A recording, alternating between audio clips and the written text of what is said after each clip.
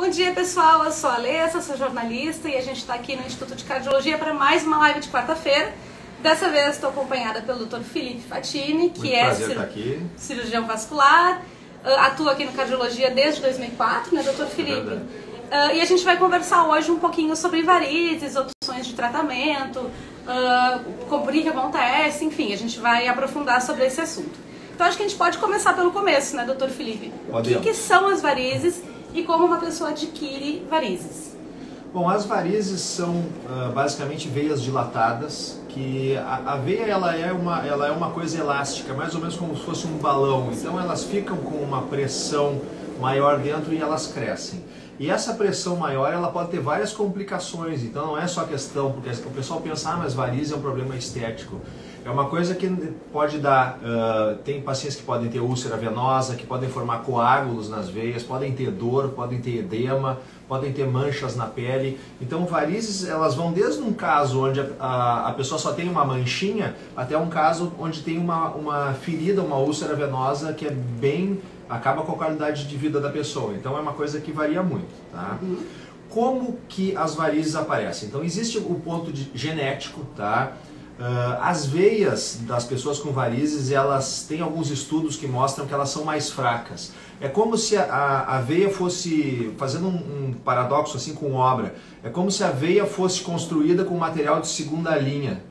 Tá? Em vez de usar o cano de melhor linha para fazer o encanamento da casa, naquela pessoa foi usado um cano de segunda linha e esse cano ele tem tendência a crescer, ele não é tão forte quanto ele deveria. Tá? Existem também questões, por exemplo, o sexo feminino é um fator de risco, tá?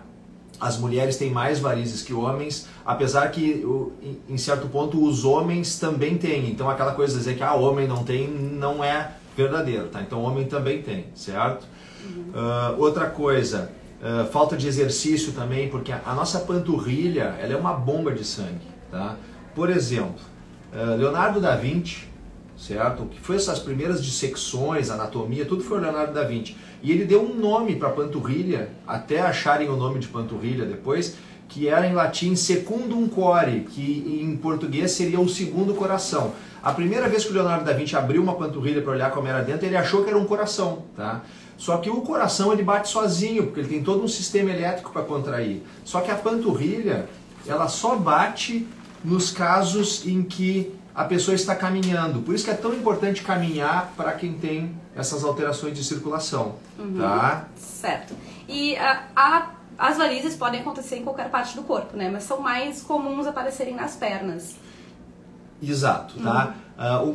De longe o mais comum das varizes é nas pernas, mas tem alguns motivos disso. Porque a pessoa, digamos, tem uma fraqueza nas veias, as veias não são tão boas, ela tem mais problema nas pernas por vários motivos. Primeiro, as pernas são mais longas, tá? E como a pressão depende da coluna de pressão, por exemplo, não sei se tu já reparou que se tu tá na cobertura de um prédio, a água é bem fraquinha, tá? E se tu tá no primeiro andar do prédio, tu chega a abrir a torneira, chega a voar água na parede. Então o que acontece? Dependendo do número de metros acima de cano que tu tens, a água vai ter uma força. O mesmo acontece com o sangue na nossa perna.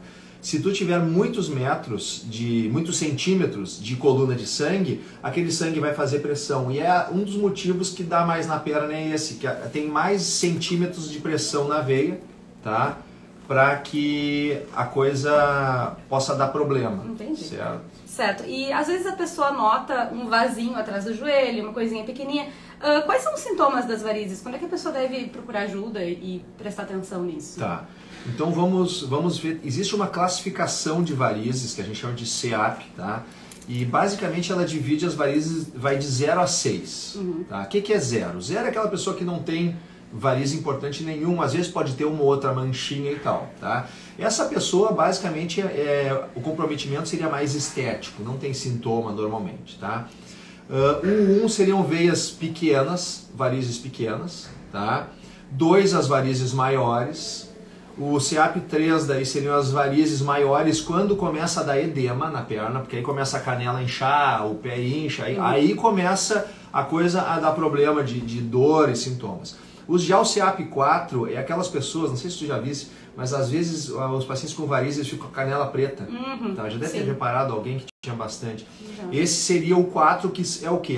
A pressão venosa está tão grande naquele local que começa a criar problemas na circulação da pele. E aí começa a dar as manchas, perder pelo e outros problemas na pele. Aí a coisa já começa a ficar um pouco mais grave. Tá?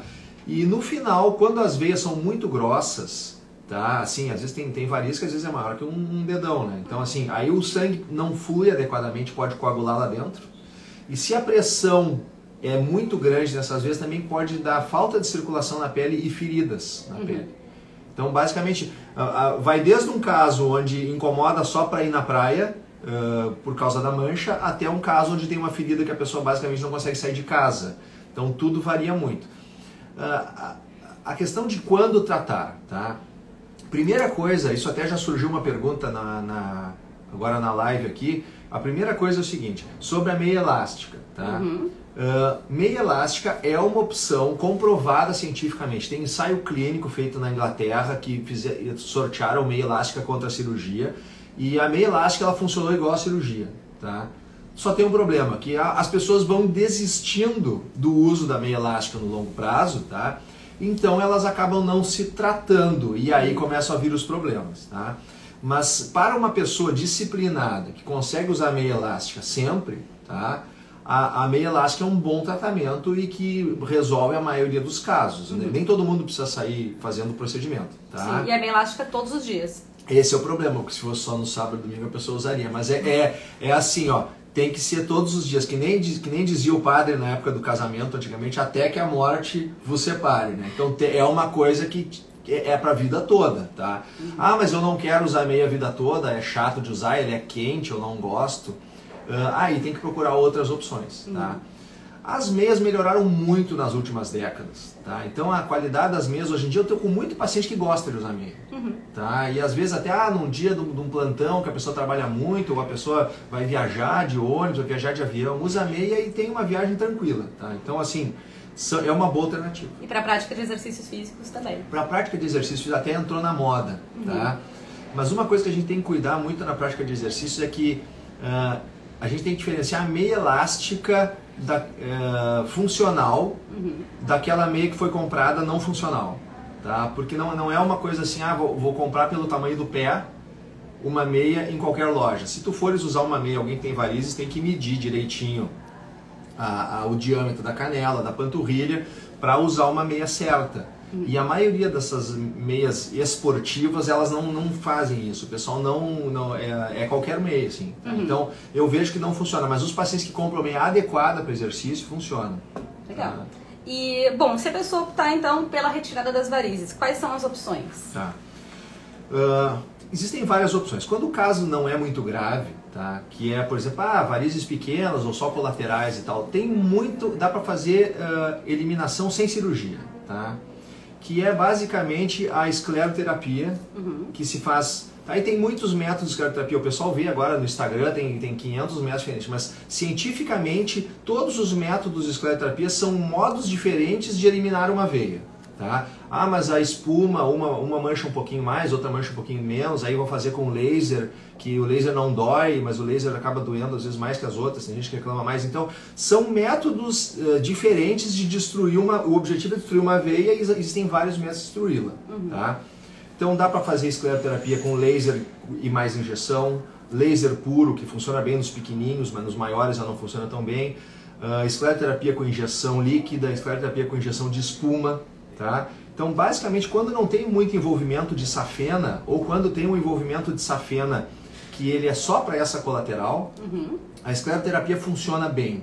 Tá? E aí a gente consegue evitar que a pessoa faça cirurgia. Às vezes a pessoa acha que vai ter que fazer uma cirurgia e aí vai e resolve só com uma injeção no caso. Então o pessoal fica bem contente, né? Tá? Ó, a gente já tem algumas perguntas aqui do pessoal do chat. Tá. E uma dizem que trabalhar muitas horas em pé causa varizes. É verdade? Bom, é verdade, mas é uma coisa que também não tem muito o que fazer contra, porque assim, se a gente for olhar, tá, se a pessoa não estivesse trabalhando em pé, ela estaria em casa assistindo televisão, a maioria do dia em pé, que também dá varizes. Então, ficar muitas horas em pé dá varizes, tá? Por quê? Porque aquilo que eu falei da pressão quando a gente está em pé, tá? Outra coisa, a panturrilha ela é uma bomba de sangue. Então, se a gente está em pé, a pior coisa é ficar em pé parado, que nem eu e tu estamos agora, que o bom é ficar fazendo com o pé assim, ó, como se fosse um pedal, para bombear o sangue, tá? Então, se a pessoa ela trabalha em pé, mas ela tem condições de dar várias caminhadas durante o dia e etc. Também é bom, tá? Trabalhar sentado também acumula um pouco de sangue embaixo. A pessoa não está em pé, então a coluna de sangue não é tão grande, mas também se for muitas horas sentada também é ruim. É muito importante nesse caso que a pessoa mantenha os movimentos das pernas. Ficar parado o tempo todo é ruim. Tá. E agora também surge uma dúvida em mim. Se a pessoa usar uma meia compressora para trabalhar em pé o dia inteiro, isso ajudaria? Para quem tem varizes, ajuda bastante. E quem não tem ainda quer prevenir, não. Para quem aí nós entramos numa área questionável, assim, que a gente não sabe bem qual é a realidade, tá? Não tem estudos mostrando que pessoas que não têm nada precisam usar, tá? Eventualmente, eu vou dizer, por exemplo, eu tenho poucas varizes, tá? Nos dias que eu tenho, vou sair de casa cedinho e vou operar até, por exemplo, hoje, um dia eu vou operar até de noite, tá? Eu tô de meia elástica, tá? Mas aí tá, sábado de manhã, só vai dar um pulo não sei aonde depois, daí volta pra casa, depois sai, aí eu não uso. Então eu acho que eventualmente pode ser uma alternativa para quem tem algum pouco de inchaço e etc, tá? Usar. Certo. E tem mais uma pergunta aqui, qual a porcentagem de recidiva? Recidiva é retornar o problema, tá? Quando a pessoa faz escleroterapia, então como fazer para evitar que as varizes voltem depois do procedimento? Tá. Primeira coisa que a pessoa tem que entender é o seguinte, por que essas varizes estão lá, tá? Então assim, a primeira questão é mudança de qualidade de vida, tá? O que eu sugiro para os pacientes normalmente é o seguinte, o ser humano ele foi feito para caminhar.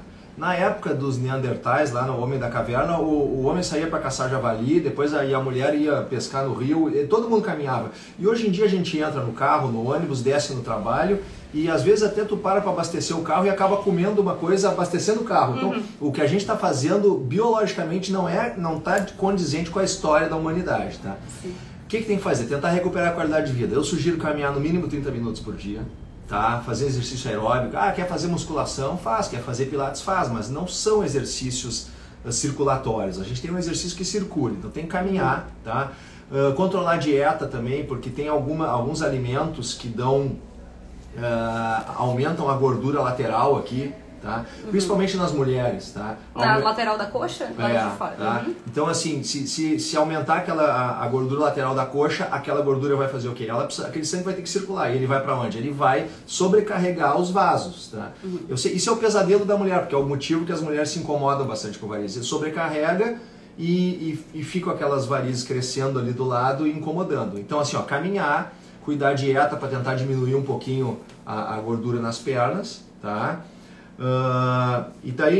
E agora vamos fazendo no tratamento, tá? Então assim, o tratamento tem a recidiva, todas as técnicas têm recidiva, não existe uma técnica de tratamento de varizes sem recidiva. Se a gente vê na internet um creme maravilhoso que resolve, desconfiem que não existe. Mas é um procedimento que a recidiva é zero, que não tem problema nenhum. Não existe, e cientificamente isso é mais do que provado, assim, não tem nenhum procedimento de recidiva. Então o que dá para fazer para evitar a recidiva é fazer mudanças de qualidade de vida, tá? E são questões no procedimento que a gente tem que tentar, além de melhorar a aparência das pernas, melhorar o fluxo naquela perna. Então se a gente identifica uma veia que tem um fluxo alterado, uma veia maiorzinha, não aquela que tu tá vendo, às vezes está embaixo, tá? A nutridora, a colateral, etc. A gente tem que tentar resolver aquela colateral para evitar que tu elimine aquela veinha fininha, tá? E aí pouco tempo depois, assim, é a mesma coisa que tu fazer uma poda numa árvore, tá? Tu vai fazer a poda numa árvore, no próximo outubro lá começa a esquentar, a árvore já está toda verde de novo. E as varizes é mais ou menos assim, porque se tu não resolver o galho e o tronco com problema, seguramente vão ter folhas saindo em pouco tempo. Então basicamente tem que tentar resolver as questões de qualidade de vida e tentar fazer um procedimento completo que trate adequadamente as varizes. Certo. Só um parênteses aqui, desculpa te atrapalhar. Uma coisa que eu vejo também muito é que também as pessoas, às vezes, elas colocam uma questão de às vezes, o ótimo é inimigo do bom. Por que eu estou entrando nisso? Porque algumas das recidivas que a gente vê, tá, são por excesso de veias eliminadas. Porque uma coisa, por exemplo, aqui, ó, tu é jornalista, tá? O que tu acha que vai acontecer se eu tirar uma veia que vem daqui até aqui? O que o corpo vai fazer? Vai fazer um caminho alternativo. Ele precisa circular, então ele vai fazer um caminho alternativo. E às vezes esse caminho alternativo é mais feio, tá? Porque ele está mais superficial, ele é mais feio do que o caminho que a gente tirou. Então a gente tem que, às vezes dar um passo para trás e lembrar que aquela questão de que é normal ter algumas veias nas pernas, limpar totalmente tudo, pode ter certeza que tu vai manchar, porque o corpo vai circular, tá?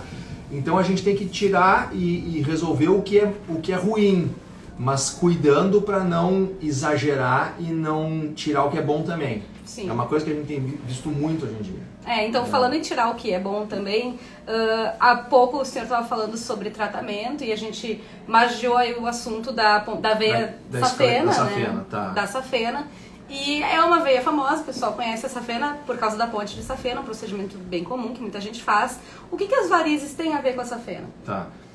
As varizes, basicamente, o que é a safena? O sangue nas veias, ele tem que voltar para o coração, tá? Então o sangue vai pelas artérias até o pé e daí ele se capilariza em artérias bem pequenininhas e veias bem pequenininhas e ele pega as veias pequenas. Essas veias vão voltando e elas vão se juntando em minúsculas, daí um pouquinho maior, daí um pouquinho maior, daí um pouquinho maior. E essas veias, elas são, as da pele, da superfície, elas são coletadas pela safena. Então, por exemplo, as fininhas se juntam nas mais grossinhas, nas nutridoras, que se juntam nas colaterais e que se juntam na safena. E aí sim a safena vai perfurar perto da virilha e entregar o sangue para o sistema profundo para subir para o coração, tá? Então essa é a questão da safena, tá? E no tratamento isso envolve a safena de alguma forma? Isso envolve bastante a safena, tá? O que acontece? O refluxo, ele é sangue que está descendo em vez de subir. Então, como eu falei, o sangue na safena ele tem que subir, tá? Só que às vezes, por questão de veia fraca, de válvula com problema, de conexões errôneas e coisa assim, o sangue desce em vez de subir, tá? E esse sangue que desce em vez de subir, ele começa a dar algumas áreas de pressão aumentada, porque se ele não está conseguindo subir naquela área, ele está acumulando ali. E aí dá as manchas, dá ferida, tudo que a gente já falou, tá? Mas então a questão da safena é essa, ela é uma coleta e no tratamento muitas vezes ela é culpada por coisas que não são culpa dela, tá? Agora vamos entrar num assunto assim, por exemplo, eu trabalho aqui no Instituto de Cardiologia desde 2004, não sei se pode. Pode, eu tinha mencionado no começo. Não, até porque eu não trabalho desde 2004. Tu tá bem então. Mas assim, ó, então eu trabalho aqui desde 2004. E ao longo da minha carreira aqui, é um hospital que eu acho que é o hospital que tem mais ponte de safena no estado aqui, tá? E eu vi inúmeros pacientes que me chamavam para avaliação e estavam com dificuldade para planejar a ponte de safena, porque por cirurgias prévias o paciente já não tinha safena. E aí tem a solução de usar mamária, mas mamárias nós temos duas e digamos que tu precisa 4 pontes e tu só tens 2 mamárias, tá? Tem que tirar a artéria do braço, que é um procedimento mais difícil, com recuperação pior. Então, a safena ela é muito útil para fazer ponte, tá? E eu comecei a ver assim que, pô, será que... Eu muito tirei safena na minha vida, tá? E depois fiz muito laser também em safena. E eu comecei a ver, mas e o paciente fica sem safena, o que vai acontecer e etc. E acabou que alguns anos atrás... eu fui para a Europa para fazer um treinamento numa técnica cirúrgica que consegue preservar a safena sempre, tá? Ela baseia o tratamento na hemodinâmica em vez de basear na eliminação total e tenta descobrir tudo que está vazando e eliminar esses vazamentos, tá? Então é mais ou menos isso, tá? Motivos pelos quais a gente deixa a safena também, que surgiu uma pergunta antes ali no chat. Primeiro, a safena, se tu deixares ela fica pronta para uma ponte de safena que pode ser usada no coração, tá? Uma pergunta que às vezes o pessoal me pergunta, mas a safena é no coração? Não, a safena ela começa no pé e vai até a virilha, tá? Só que ela é muito usada em ponte no coração, em ponte em altas artérias, por isso que ela ficou com fama de ser no coração, mas ela não é. Mas se tu tirar a tua safena, tu não tem ela para fazer a ponte depois, tá? Então isso é uma coisa até meio óbvio assim, mas que às vezes a gente esquece, tá? Sim. Vou dar um outro exemplo. A nossa vida é muito longa, né? Então digamos que eu faça, e eu tenho um exemplo recente disso, tá? Digamos que eu faça uma cirurgia de varize e tire a safena da perna direita de alguém, tá? Dá um azar de um tempo depois ter uma trombose ou um trauma, digamos que lá, sei lá machuca a veia profunda com cai, machuca uma faca ou dá uma trombose no pós-operatório. Basicamente, se tu tirou a safena, aquela perna fica sem retorno. Então, a recuperação pós-trombose de um paciente sem safena é muito ruim, tá? E em paciente com safena é muito mais simples. Eu tive recentemente um caso, tá? Uma paciente que é minha paciente há muitos anos, muito querida, tá? E eu fiz uma chiva nela faz alguns anos, eu consegui preservar a safena, inclusive drenando no cajado, tá? Ela ficou bem das varizes, etc. Agora na pandemia, ela acabou fazendo uma plástica, tá? E na plástica, ela foi muito bem, ficou linda a plástica, mas deu um azar que teve uma trombose venosa profunda no pós da plástica, porque a pessoa fica em recuperação e fica parada, e aquele sangue parado ele acaba podendo virar coágulo, né? Então ela teve uma trombose.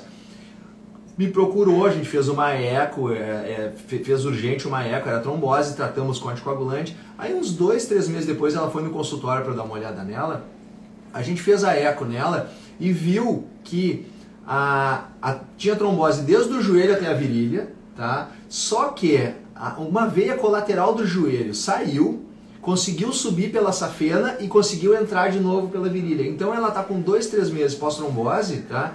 E está sem sintoma nenhum, tá? Ela até gosta de fazer luta, aqueles Muay Thai, quer dizer, gosta de estar fazendo as coisas, tipo assim, tudo normal. Só que o problema é que fazer anticoagulado Muay Thai é um problema, mas depois que para, pode de novo, entendeu?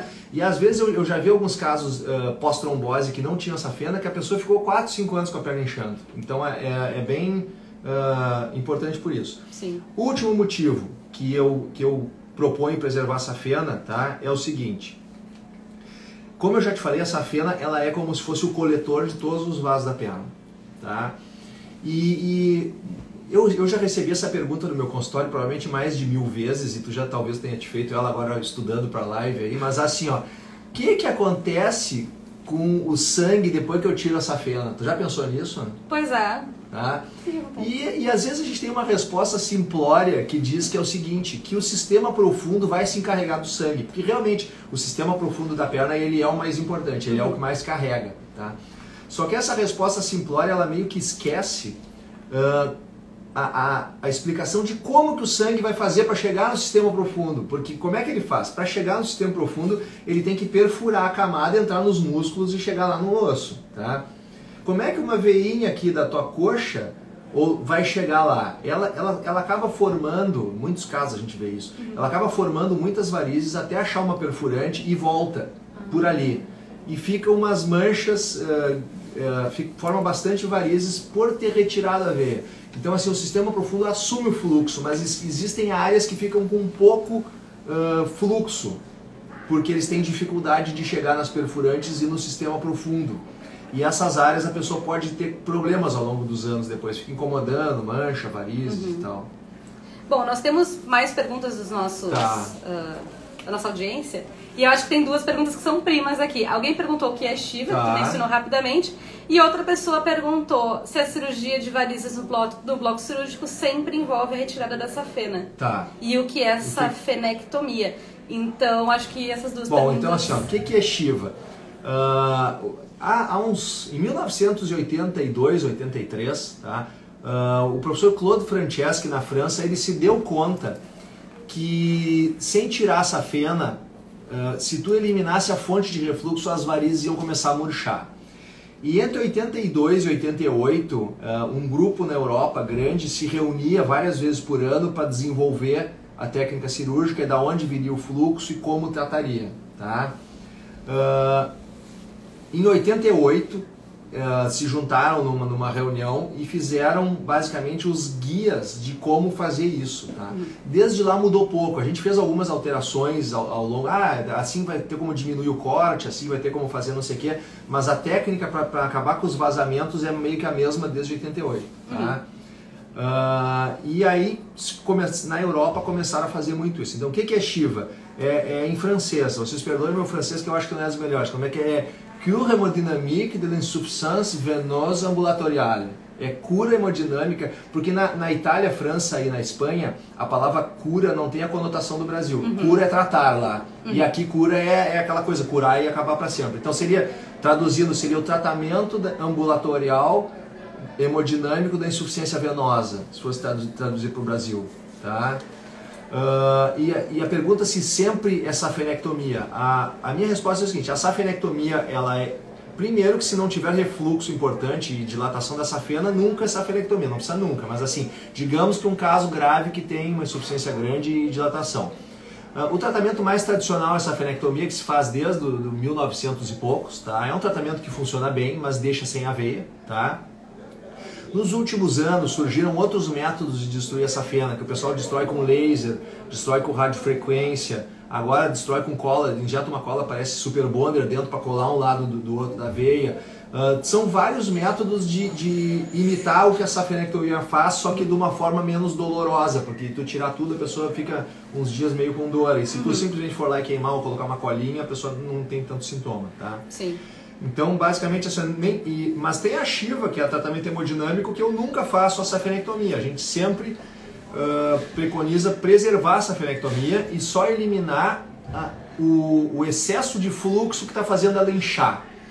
Para dar um exemplo, assim, a safena e as varizes, elas são mais ou menos como as mangueiras de bombeiro. Tá? Se tu tá com um hidrante aberto, a mangueira de bombeiro é aquela coisa grossa que sai milhares de litros de água, dá para apagar um incêndio. Se tu fecha o hidrante, tá? Tu embrulha ela, coloca embaixo do braço, e se não for muito comprido, tu pode guardar dentro do porta-luvas uma mangueira. Então, em resumo, a veia, ela é complacente, ela consegue diminuir e aumentar de tamanho. Tá? Se tu conseguir resolver o refluxo, ela murcha. Uma pergunta muito interessante, assim, ó, o teste de Perthes. Jorge Perthes é um cara, 2 séculos atrás, assim, que ele se deu conta de uma coisa. O que acontece se uma pessoa cheia de varizes, eu passar varizes primárias, essas de safena, tá? Se eu passar uma borracha na coxa e mandar caminhar, o que tu acha que acontece? Eu recebo assim, ó, uns dizem que acham que a perna vai explodir, né, e outros dizem que vai sumir tudo. O que acontece é que some tudo. Some tudo. Porque o que acontece? O sangue é sugado pelas perfurantes, tá? E ele perde aquele excesso de sangue que desce de cima e incha elas. Então, esse é um teste que eu faço dos pacientes para ver como é que vai ficar o resultado pós-operatório, tá? Então, assim, as veias murcham. Isso é uma coisa, o cara pode fazer esse teste, é um teste extremamente simples, tá? Então, basicamente, existe técnica para preservar. Tá? Sim. Isso envolve necessariamente um pós-operatório mais complicado? A cirurgia, a gente faz assim, ó, é ambulatorial, tá? Então a gente faz anestesia local, certo? É tipo ir no dentista, assim, só que faz na perna, né? Que eu acho até que é melhor do que na boca, tá? Então, assim, anestesia local, tipo dentista, tá? Mas normalmente se tem que fazer numa estrutura que tenha como atender o paciente, etc. Por segurança e conforto do paciente, a gente sempre tem anestesista junto, mas ele não faz anestesia geral nem hack.